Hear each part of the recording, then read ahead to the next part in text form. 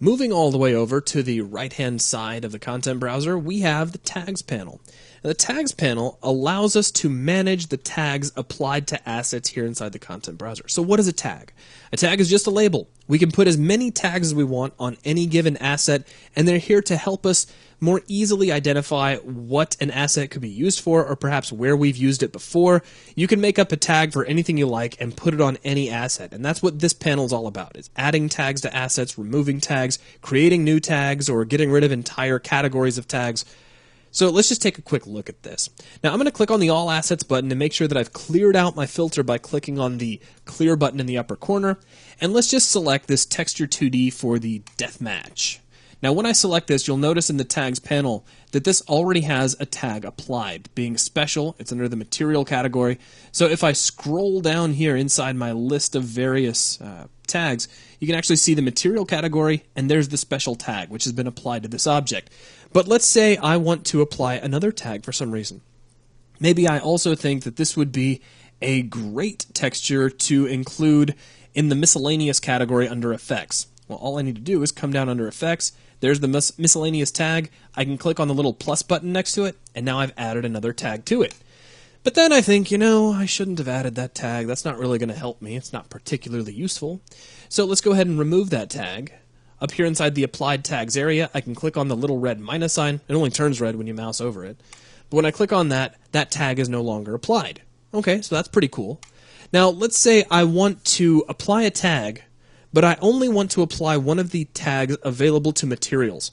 So if I come down here under Manage Tags and come to the filter, start to type in materials, and I only get it to matte, and it immediately narrows down to the material group and only those tags included within it. So that's very easy.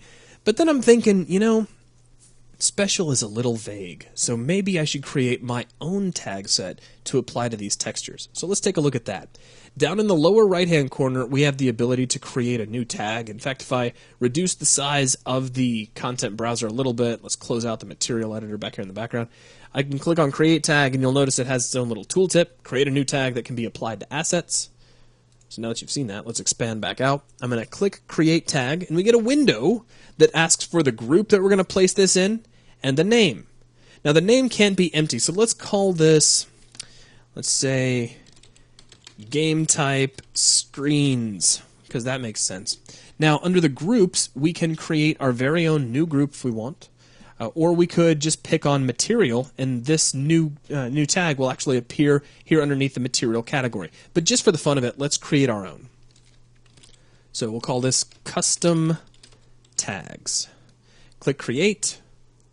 Now, nothing appeared over here because our filter is still narrowed down to material. So if I clear out my filter, if we scroll down, here's custom tags, and here are game type screens. So what I can do is grab all these screen images, and then come over here to the game type screens and click plus, and there you go. Now they all have the game type screens tag applied to them.